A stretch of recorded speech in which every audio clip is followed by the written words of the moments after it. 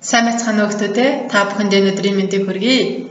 За газар зүйн хичээлийнхээ дэвтрийг гаргаад өнөөдрийнхээ хичээлийг маш сайн тэмдэглэж аваарай.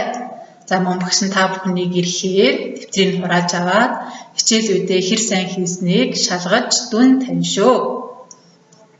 Багшийнхаа өгсөн даалгавар тасбарыг маш сайн хийгээд дэвтрийнхээ зургийн дараа багшийнхаа мэйл хаяг руу явуулаарай. Сурагчдаа амжилт хүсье. Өнөөдрийнхээ хичээлд идэвхтэй оролцоорой. За хүмүүстээ бүгдээрээ өмнө нь хичээлээр үзсэн хөрсний тархалтай хичээлээ сэргээн саная. За хөрсөн дараах үе давхаргуудтай байдаг уул нугын хар шорон, хүрэн хөрс, говийн бор. За эдгээр хөрсөн дээр ямар ургамал ургаж, ямар амьтад түгээр нь хоолдгийг өнөөдрийн хичээлээрээ үзэж судалнаа.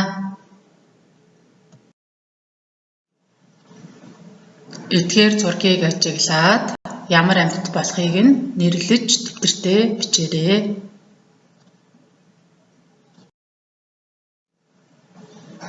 За эдгээр ургамлуудыг нэрлээрэй. Та бүхний мэддэг ямар ургамлууд байна вэ?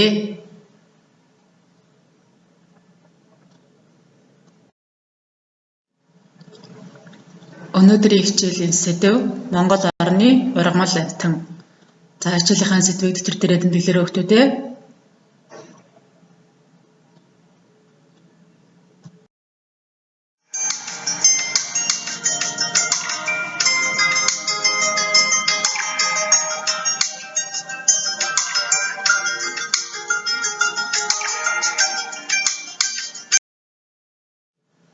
Их сайхан дэлхийн минь амьтан ургамал бүхэн нэг нь нөгөөгүйгээр оршихын аргагүй их дэлхийдээ хэрэгтэй байдаг билээ.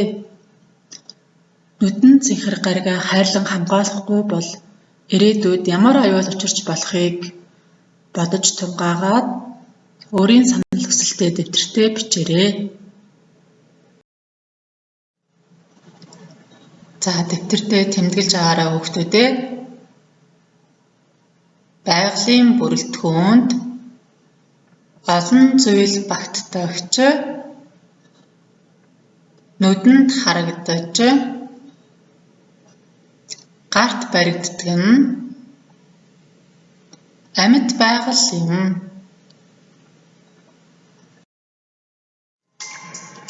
Манай оронд нийт 3,000 орчим зүйл ургамал, 140 зүйлийн хөгтөн, 400 гаруй зүйл шувуу, 80 зүйлийн загас, 30 орчим хоёр нутагтан амьдардаг. Ой модтой, өтгөн өвс ургамалтай Монгол орны хойд хэсгээр хандгай, баавгай, янгир, аргал зэрэг амьтад цонхилно. Монгол орны хойд хэсэг гэхээр ямар аймагуд орохыг газрын зураг дээрээс харж мэдлэгээ баттгаарай хүүхдүүдээ. Харин Монгол орны зүүн ба өмнөд хэсгээр хээрийн ургамал амьтад цонхилно. Монгол орны зүүн өмнөд хэсэгт ямар аймагуд байдгийг дэвтэртээ нэрлэж бичээрэй. Мөн энэ зурган дээр байгаагаас гадна өөр ямар ан амьтан ургамал байдгийг илүү дэлгэрүүлж судлаарай.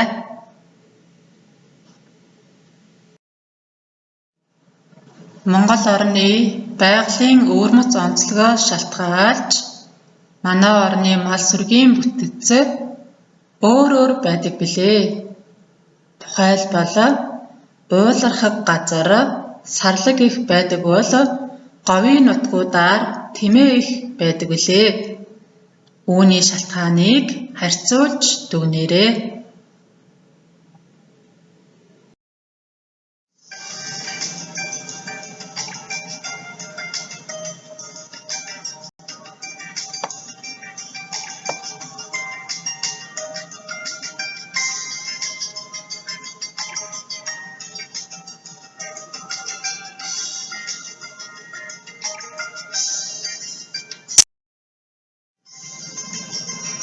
Монгол орны бичээрийн талбай 1.3 сая орчим ам километр бөгөөд ихэнх нь нутгийн төв хэсгээр байдаг төвийн аймагуудаа нэрлэж дэвтэртээ бичээрэй.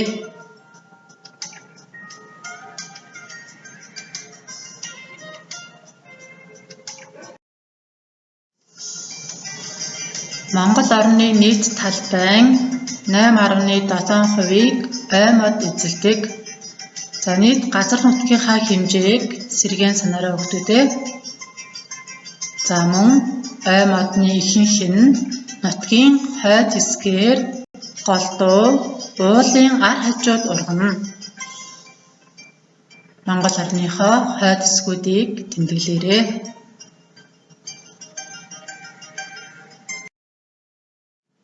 Монгол орны ойн онцлог нэг төрөл бол говийн цаг юм.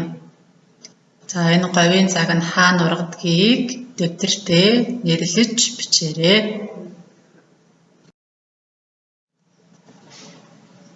Ургамал болон амьтны аймгийн төрөл зүйл багасхад нөлөөлж буй хүчин зүйлсийг харцгаая. Байгалийн өөрчлөлт.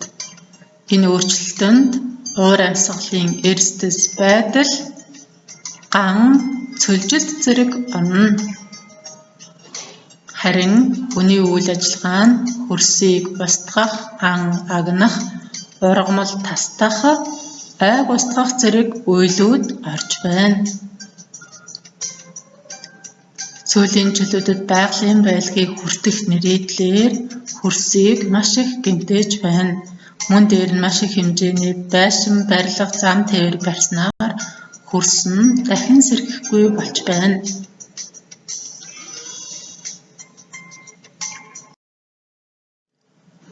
Дэлхийн нийтээр ургамал амьтны аймгийг хамгаалах ажлыг 1992 оноос эхлэж манай улс 1993 онд элссэн. Харин манай улс 1995 онд байгалийн ургамлын тухай хуулийг баталсан юм.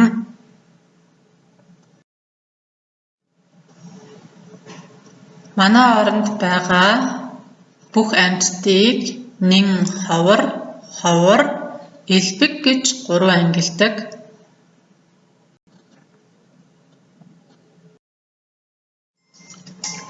Нэн ховор амьтанд дараах амьтдууд орно. Зургийг ажиглаад нэрлэж дэвтэртээ бичээрэй.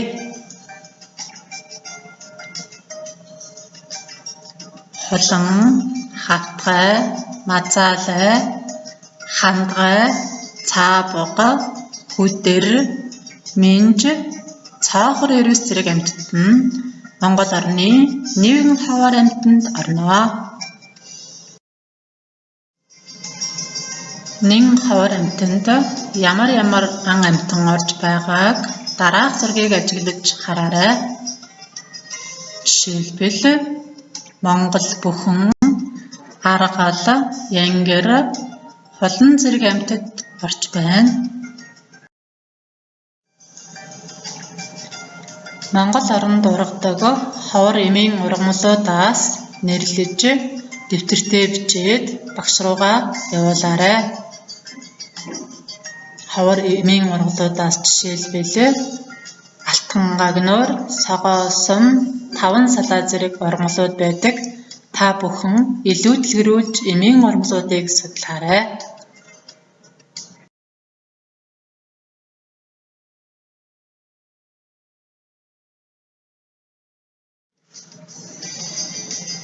Амьтад байгальд ямар ач холбогдолтой вэ? За багш нь жишээ болгож нэг амьтны ач холбогдлыг хэлж өгье. Монгол бүхэн. Манай орны говь цөлийн бүсийн хөгтний үндсэн төлөөлөгч болох бүхэн нь гол төлөв, алаг өвс, жижиг сөөг болон үетэн оролцсон 150 гаруй зүйлийн ургамлаар хоололдог.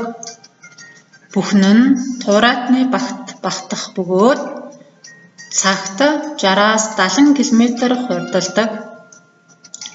Монгол бүхэн нь хөрсийг талхин сэрэгжүүлж хорглоор бордон ургамлын нөмөрт сайнаар нөлөөлж, Амьтны аймгийн эдис хичээлийн гинжин холбоог бүрдүүлэгч нь болдог. Иймд Монгол бүхэн нь говь цөлийн бүсийн ургамал Амьтны аймгийн оршин тогтнох хэвийн байлгахад нь чухал нөлөө үзүүлдэг ач холбогдолтой амьтан юм. Хүүхдүүдээ та бүхэн өөр ямар амьтан байгальд ээлтэй байдгийг судалж мэдээд дэвтэртээ бичээд багштай явуулаарай. Өнөөдрийнхээ хичээлийг дүгнээд багш нь та бүхэнд Даш дөржийн нутаг дөржийн миний нутаг шүлгийн хэсгээс сонирхуулъя. Нарийн өг сургасан малын сайхан бэлчээртэй, наас цаас сүжиг тэнгэр сайхан нуруутай, 4 цагийн улиралд дураараа нүг нутагтай, 5 зүйлийн тарианы хөрс шороо газартай. Энэ бол миний төрсөн нутаг Монголын сайхан орон. Энэ сайхан нутгийнхаа ургамал ам амьтан бүрийг хайрлан хамгаалах арга ухаанд суралцсан сурагчдаа баярлалаа.